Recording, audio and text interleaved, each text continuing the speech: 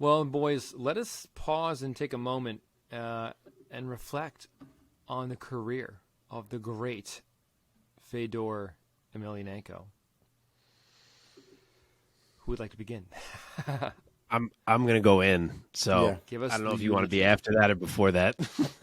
I guess I'll go real quick because I'm not going to spend too much time. Fedor was one of those OGs, one of the Pride guys. Kind of when you think about him, you think of Pride, and I think like Shogun. I think he was a monster of a dude. He did like to stomp people out.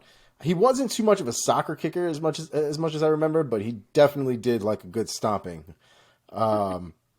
So he was fun to watch, man. And I think the thing that was fun about him was he was always fighting guys that were bigger than him, and he was always kind of ragdolling a lot of them, knocking guys out, doing really crazy shit, being the guy that was smaller.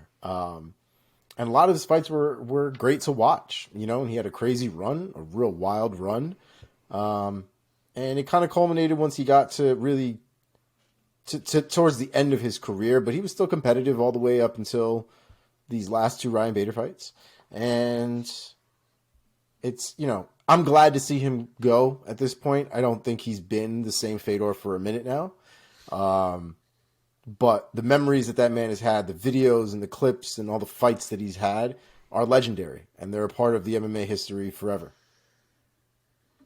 Yeah, man. I feel like people are going to think of Fedor as maybe bigger than he was. Like, I think people forget just how much of a sort of undersized heavyweight he was.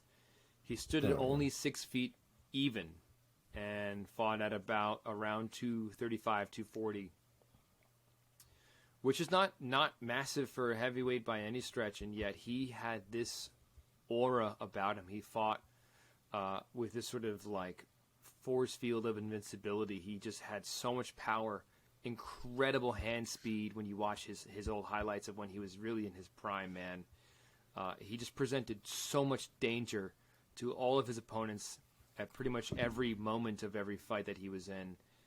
He was good everywhere. He was proficient on the ground. Clearly was like a master on the feet with the strikes. He finished his career with 40 wins and only 7 defeats. That's right. He had 40 victories, and he did not even have double-digit losses. Just incredible stuff, man. So thanks for all the memories with Fedor. I mean, a lot of those memories are sort of a little bit in the deep past now, because even though he's just retiring now in 2023, a lot of his most classic moments were from quite a few years ago. So luckily we have the internet and we can go back and watch his highlights. So I wish him the absolute best in a career, and he's already 46 years old, so a much deserved rest is coming up for Fedor. So I will talk about the resume of Fedor for a minute here. This man is my heavyweight GOAT. I will argue that I sometimes feel a duty on this show to make sure people understand how good guys of the past were. I have no idea what our age bracket of listeners is. Could be people who are older than us. Could be people our age. Could be a lot of kids. I don't know what it is, but for anyone who may not be super familiar with Fedor and some other guys that I've kind of done this about, I feel the need to make people understand how good these guys were. So this guy is my heavyweight GOAT. I hear a lot of modern takes of like, oh, he never came to the UFC, or like even more stupid takes of like, oh, but who was he really fighting? Just because they know he wasn't in the UFC, so they assume he's not fighting the same level of competition. And I think a lot of people don't realize that for the entire time Fedor was in Pride was the A-League. Like the best fighters in the world at that time were in Pride, and Fedor was the guy. And if we remove the one fluky loss from a cut early in his career, the man was still unbeaten 10 years in, over 32 fights. 10 years and 32 fights without a loss. When he came to Strikeforce, he was already 30-plus fights in without a real loss, and he was already 33 years old. Like, Stipe is 20-4 today. Cain Velasquez in his whole career was 14-3. Brock Lesnar, who people used to compare to Fedor, is 5-3. Fedor went 32 fights without a loss. Like, the resume is unmatched, and he beat all the top heavyweights of his time for the most part. He, Mark Coleman and Kevin Randleman, admittedly, were a little before Fedor's time. They were UFC champions. They went over to Pride. He beat them. Antonio Nogueira, Big Nog, who couldn't be beat at the time. Fedor beat him twice. Mirko Cro Cop came along, beating everyone, gets all the buzz as the new Pride King. Fedor beat him. And then for all the, he never came to the UFC guys, the main people who were the UFC heavyweight champion during Fedor's run in Pride, kind of hot potatoing that UFC belt, were Randy Couture, Tim Sylvia, and Andrei Arlovsky. As soon as Pride ended, Fedor came to Affliction and fought both Tim Sylvia and Andrei Arlovsky, each of them only like a year or two removed from being the UFC champion. And he finished them in under 4 minutes combined. Then Nogueira went ahead and joined the UFC and became heavyweight champion, the guy who Fedor had already beat twice. So the argument that people make of like, oh, but did he fight everyone? Was he fighting the best? Who was the champion in the UFC at the time?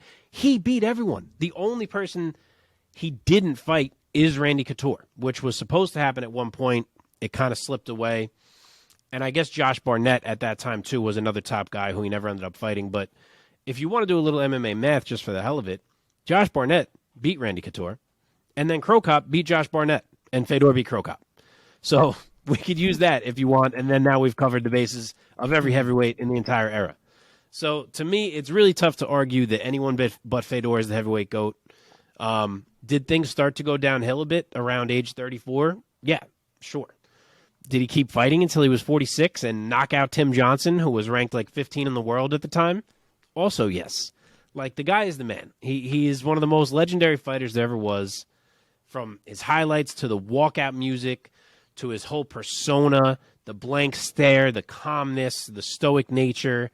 Never said a bad word about anyone. He was unique in MMA. He almost felt like mythical in a way, and he is beloved by anyone he's ever fought. Basically, you saw all these guys in the cage with him on Saturday night, and I think it's fitting that he was the last one of all the Pride legends to officially call it a career, because he was Pride. Very nice. Very nice. He was, Thank man. I will have to reiterate that this is kind of what I mean about Scott Coker having a certain level of respect for the fighters, because you would never see that in the UFC. No. Like getting all those older fighters all together, kind of center staging, almost where MMA kind of grew from. Like what we have now comes from a lot of the work of all of those men that you saw there, from the earliest Silver Age or Bronze Age, even all the way through to the Golden Age.